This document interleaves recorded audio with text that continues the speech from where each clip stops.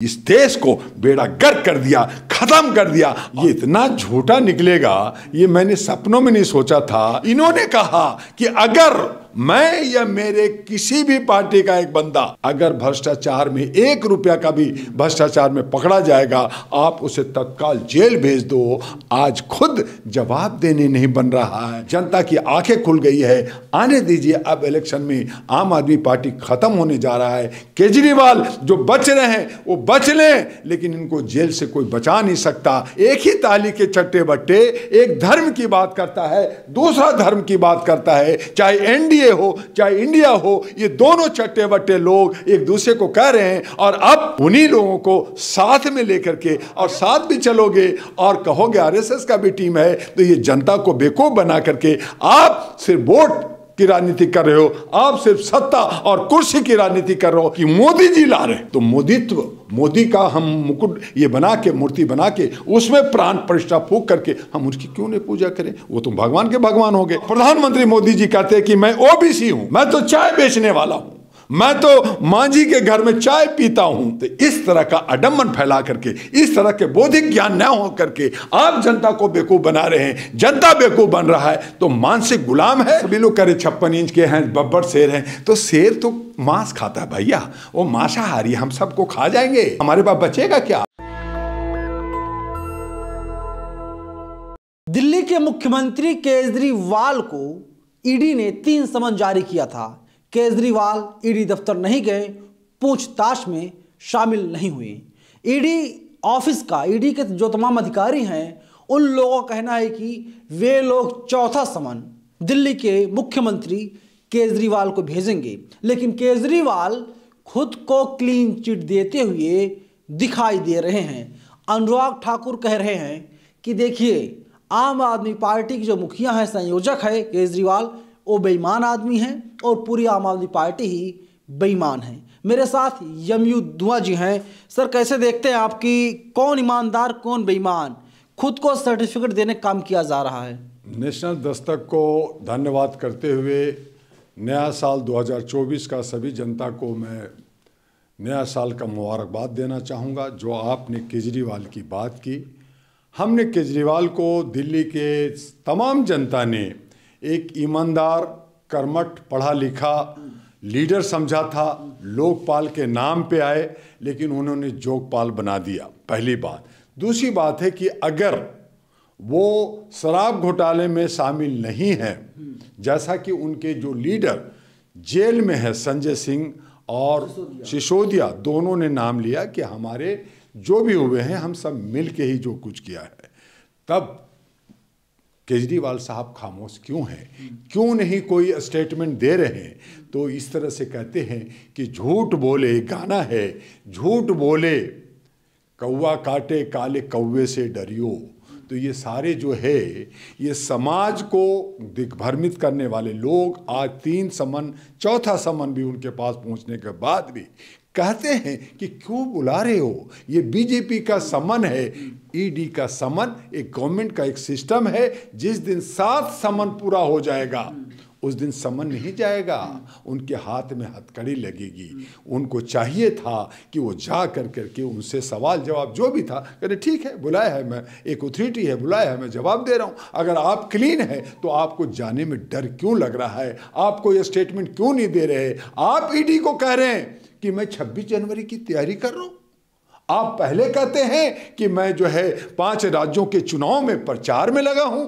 तो आप कहीं ना कहीं अपनी गलती को छुपाना चाहते हैं और किसी न किसी तरह से ये जो है टून आप बढ़ाना चाहते हैं कि हम किसी तरह से चीफ मिनिस्टर बने रहे। जब बहुजन समाज के नेता थे, जब केजरीवाल आए थे 2012-13 के दौर में, तो केजरीवाल कहते थे लालू यादव के ऊपर घोटाले का आरोप लगा, इस्तीफा दे दें, मुलायम सिंह यादव इस्तीफा दे दें, सब लोग इस्तीफा दे दें। जर्नलिस्ट महोदय, ये जो केजरीवाल जी, हालांकि 10 साल मुझसे जूनियर है एजुकेशन में भी, काफ़ी मुझे इनको आगे बढ़ाने में मेरा योगदान भी रहा, डॉक्टर दुआ का, लेकिन ये इतना झूठा निकलेगा ये मैंने सपनों में नहीं सोचा था। ये शीला दीक्षित चीफ मिनिस्टर को जेल भेजने वाले थे। इन्होंने कहा कि अगर मैं या मेरे किसी भी पार्टी का एक बंदा अगर भ्रष्टाचार में 1 रुपया का भी भ्रष्टाचार में पकड़ा जाएगा, आप उसे तत्काल जेल भेज दो।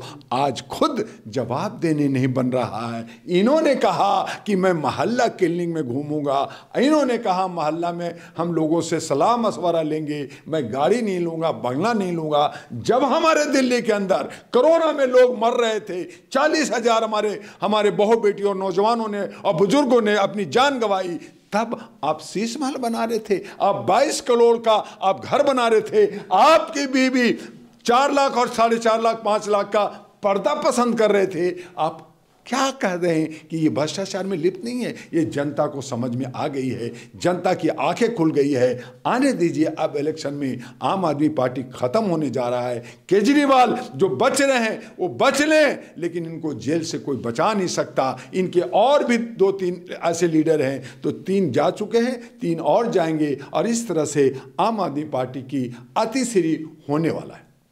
कांग्रेस कह रही है कि बीजेपी की भी टीम आम आदमी पार्टी है। देखिए, कांग्रेस कहती है कि आम आदमी पार्टी बीजेपी की टीम है। कुछ लोग कह रहे हैं कि आरएसएस, चूंकि उनके पिताजी आरएसएस से हैं, तो फिर इंडिया गठबंधन में उनको साथ क्यों रखा हुआ? आप उनके सारे मीटिंगों में बैठ करके, और अभी खड़गे साहब का जब ममता ने प्रपोजल किया कि खड़गे साहब देश के प्रधानमंत्री बनेंगे, तो आपने उसका समर्थन क्यों किया? आपने क्यों बैठाया? आप हटाइए ना आम आदमी पार्टी को। कांग्रेस अगर कह रही है तो मुझे ये समझ में नहीं आता, एक ही ताली के चट्टे बट्टे, एक धर्म की बात करता है, दूसरा धर्म की बात करता है, चाहे एनडीए हो चाहे इंडिया हो, ये दोनों चट्टे बट्टे लोग एक दूसरे को कह रहे हैं। और अब उन्हीं लोगों को साथ में लेकर के, अगर मेरा एक दोस्त दुश्मन, अगर दुश्मन है तो मैं दुश्मन कहूंगा, दोस्त नहीं कहूंगा, और साथ भी चलोगे और कहोगे आरएसएस का भी टीम है, तो ये जनता को बेवकूफ बना करके आप सिर्फ वोट की राजनीति कर रहे हो, आप सिर्फ सत्ता और कुर्सी की राजनीति कर रहे हो। ये देश के अंदर नहीं चलेगा। अब जनता जाग चुकी है और जनता इसके सबक देगी। इसलिए हमें सुशासन चाहिए, और हमें उसके लिए जो है लिखित में हमारा जो आपका शासन तो आ गया है, राम राज्य आ गया है। मोदी जी अयोध्या जा रहे हैं 22 तारीख को, प्राण प्रतिष्ठा करेंगे। जर्नलिस्ट महोदय, मैं बहुत खुश हूं कि राम राज आ रहा है। हम कलयुग में जी रहे हैं, कलयुग जवानी में है, अभी बुढ़ापा नहीं आया, कलयुग खत्म नहीं हुआ। और इस कलयुग में त्रेता युग आएगा, उसके बाद में द्वापर युग आएगा, उसके बाद में सतयुग आएगा। ये सारे युग कलयुग में ला रहे हैं। तो जो ला रहे हैं वो तो भगवान का भी भगवान हो गए, पहली बात। दूसरी बात कि मोदी जी ला रहे हैं, तो मोदीत्व, मोदी का हम मुकुट ये बना के, मूर्ति बना के, उसमें प्राण प्रतिष्ठा फूंक करके हम उसकी क्यों नहीं पूजा करें? वो तो भगवान के भगवान हो गए। तीसरी बात कि अगर ये प्रधानमंत्री मोदी जी कहते हैं कि मैं ओबीसी हूं, मैं तो चाय बेचने वाला हूं, मैं तो मांझी के घर में चाय पीता हूं, तब आप जजमान क्यों बन रहे हो?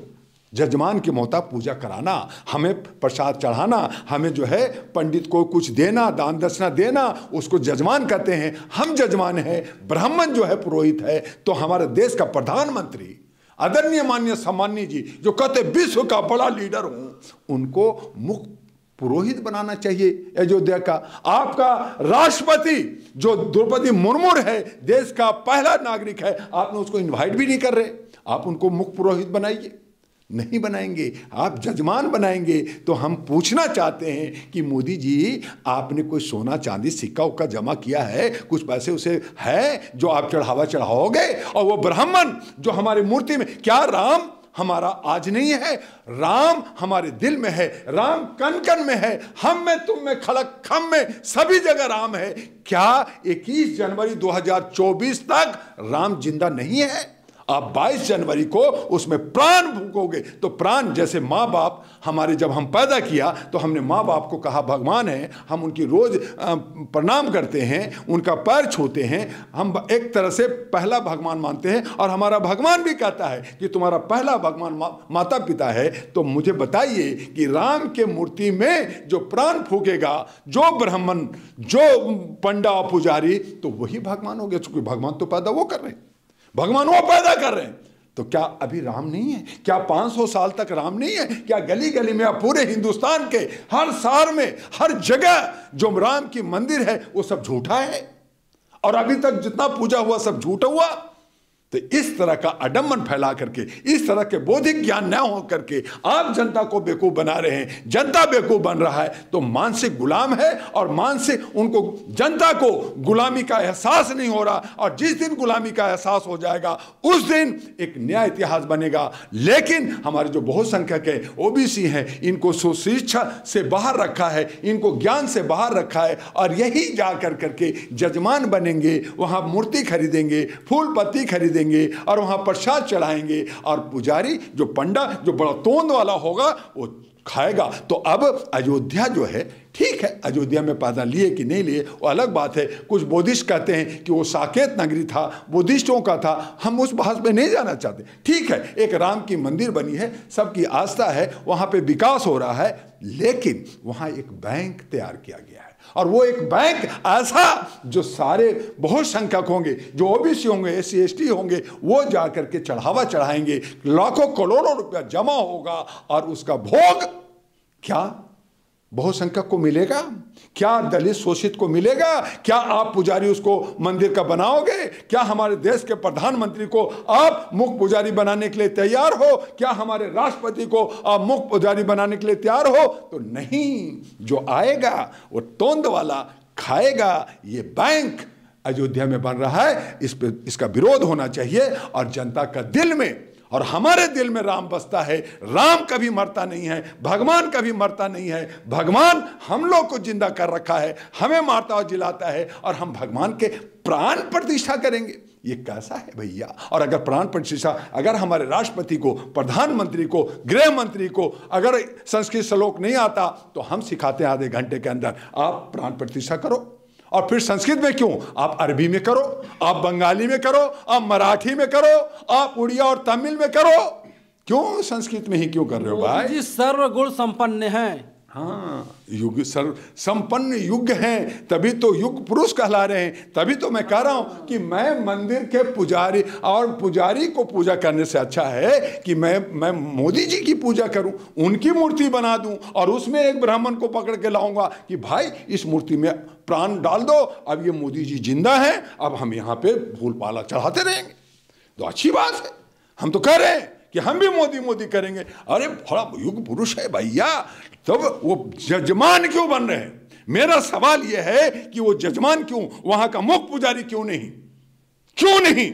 अब हम इस बात पे आवाज उठाना चाहते हैं और जनता को बताना चाहते हैं कि कहीं ना कहीं आप जिसको कह रहे हो वो भी ओबीसी का देश का प्रधानमंत्री, वो ब्राह्मणवाद और मनुवाद में वो जो है फंसा हुआ है, उसको बाहर निकालो। अगर मोदी अगर है, मुमकिन है, तो वो जो है हमारे बहुसंख्यक का, ओबीसी का, दलित का हित करें। जैसे वो एक मांझी के घर में जाके चाय पीते हैं तो उसका अधिकार भी दे। रिटर्न गिफ्ट देने से खाली बात बनेगा क्या? और अगर 80 करोड़ को वो चावल दे रहे हैं तो वो 80 करोड़ तो वो EWS, इकोनॉमिक वीकर सेक्शन, उसको सर्टिफिकेट इशू करो ना। तो सर्टिफिकेट कह रहे हैं कि 1 लाख वीकर सेक्शन में, तो 80 करोड़ को जो आप दे रहे हो वो क्या अमीर है? अमीर को चावल दे रहे हो।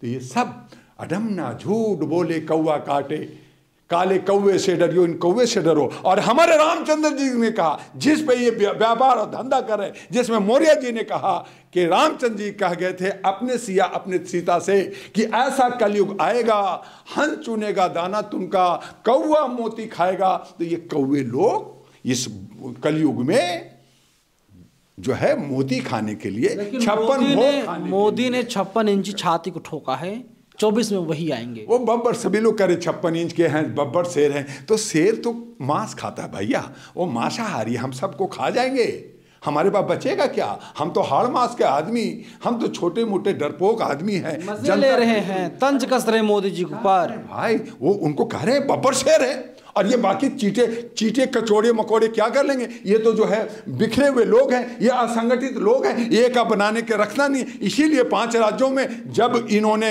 इलेक्शन हुआ तो इन्होंने कहा मैं नहीं जीता, तुमने जिताया। तुम असंगठित हो, तुम टुकड़े टुकड़े गैंग हो, मैं फिर जीतूंगा। अभी इलेक्शन नहीं हुआ, अरबों रुपया इलेक्शन में खर्च होता है। उनके जो बिके हुए जो साथी हैं, उनके जो पेड मीडिया है, उनका जो उनके घर का, उनके पॉकेट का मीडिया है, उनको अभी से कहा 400 पार बीजेपी बन गई, तो फिर इलेक्शन मत कराओ। क्यों अरबों रुपया खर्च कर रहे हो? क्यों इतनी व्यवस्था हो रही है? क्यों बहुत सारी पार्टियां पागल हो रही है? एक बार कहो ना कि मैं, जैसे चाइना में जो है 36-40 साल तक राष्ट्रपति रहेगा, जैसे रशिया में जो है पुतिन कह रहा है कि मैं 36 साल राष्ट्रपति रहूंगा, कोई नहीं बनेगा। आप भी घोषित कर दो कि हिंदुस्तान में जब तक मोदी जिंदा है प्रधानमंत्री रहेगा, चुनाव खत्म करो। हम कहेंगे भैया हम तो जो है गुलाम, हम मोदी जी जय हो करते रहेंगे। अरे कमाल हो गया। आप एक तरफ कह रहे हैं 400 पार हम हुए, हम जीत गए, बन गया सरकार, और दूसरी तरफ आप चुनाव की बात कर रहे हैं। तो क्यों खर्चा कर रहे हो? क्यों जनता को मर रहे हो? 205 लाख करोड़ हमारे ऊपर लोन आ गया है। हमारे बहू बेटी, माँ, दादा, दादी, बीबी कहती है लोन मत लेना, उससे टेंशन होता है, परेशानी होती है। लेकिन आप जर्नलिस्ट महोदय, आपसे कह रहा हूं कि आप भी 1,40,000 का ऋणी है, आपको देना पड़ेगा। चाहे आप टैक्स में दो, चाहे महंगाई से दो, चाहे जैसे दो, आपको देना पड़ेगा। क्योंकि भारत के ऊपर 205 लाख करोड़ की जो है देनदारी बन गई है, और हमारा देश गरीबी में 111वां स्थान पे आ गए हैं। हम मलमूत्र पी रहे हैं, हम गोबर खा रहे हैं, आप छप्पन भोग खा रहे हो, आप विदेश का कह रहे हो। मैं विदेश घूमता हूं, मैं बहुत बड़ा लीडर हूं। इस देश को बेड़ा गर्क कर दिया, खत्म कर दिया, और हम खुशी से, चूंकि हम जयचंद हैं, हम जो है लालची लोग हैं, हम खाना जो हमारा बब्बर शेर खा गया, वो थाली में कुछ नहीं है, हम उसको चाट रहे हैं और कह रहे हैं अरे बड़ा टेस्टी खाना है। तो हम चाटने वाले लोग हैं, इसीलिए हम मूर्ख हैं, हम गधे लोग हैं। हम सारे जो समुदाय के लोग हैं, हम गधे हैं, और इस गधे से तभी निकल सकते हैं जब हमें गुलामी का एहसास हो जाएगा। और जिस दिन जनता को गुलामी का एहसास हो जाएगा, उस दिन इनको उठा के बाहर फेंक देगा, और ये देखते रह जाएंगे। और हमारा बहुसंख्यकों का, आदिवासियों का, और जो है मूल निवासियों का राज होगा। ये करे ना, राष्ट्रीय जनगणना से भाग क्यों रहे? ट्रक ड्राइवरों के लिए मोदी जी ने कानून बनाया है, पता है आपको उसके बारे में? जी बिल्कुल पता है। मैं 3 दिन से उस पर शोर मचा रहा हूं, मीडिया को कहा, सब कुछ कहा, लेटर भेजा, मेमोरेंडम भेजा। तब आपने सुना होगा परसों पार्लियामेंट के अंदर अमित शाह ने कहा ह्यूमन राइट्स हमारे मेरे पीछे पड़े हुए। आपने न्यूज नहीं सुना, मेरे को टारगेट बनाया गया। तब लोगों ने कहा दुआ जी चुप रहो, आपको अरेस्ट करो ना अरेस्ट।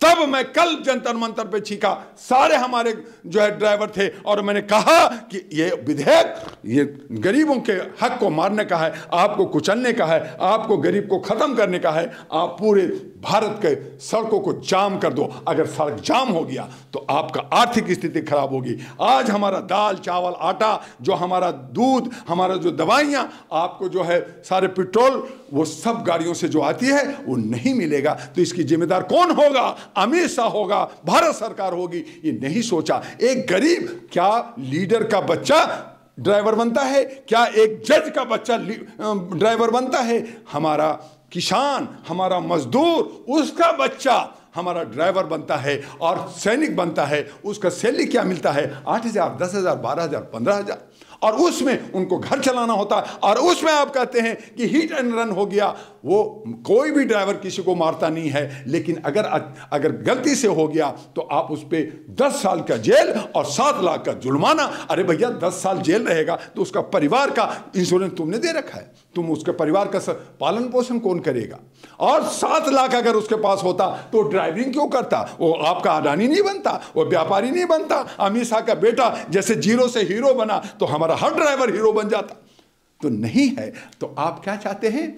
गरीब एक जात है, हम इसको खत्म कर देंगे। कांग्रेस ने भी यही कहा था, गरीब को हटाएंगे। अरे गरीब को हटाएंगे, वो खत्म कर देंगे। तो खत्म करने का इनकी नीति है। उनको समझना होगा, उनके शब्दार्थ को समझना होगा कि वो जो कह रहे हैं गरीब को कम करेंगे, खत्म करेंगे, ये उनको समूल नष्ट कर देंगे। ये समझना कि कांग्रेस ने कहा था कि गरीबी हटाएंगे या फिर गरीब को हटाया जाएगा, दोनों में जमीन आसमान का अंतर है। लेकिन ये सच है कि गरीब गरीब होता जा रहा है और अमीर अमीर होता जा रहा है। पूरी बातचीत पर आप हमें अपनी राय कमेंट बॉक्स में जरूर बताइएगा। कैमरा पर्सन बॉबी के साथ में नवीन कुमार नंदन, नेशनल दस्तक। नेशनल दस्तक की आपसे गुजारिश है कि अगर इसको बचाना चाहते हैं तो नेशनल दस्तक को सब्सक्राइब करने के लिए रेड कलर के सब्सक्राइब बटन को दबाएं, फिर बेल आइकन की घंटी दबाएं। नेशनल दस्तक को बचाने के लिए बहुत जरूरी है कि हर खबर को शेयर करें, लाइक करें, कमेंट जरूर करें।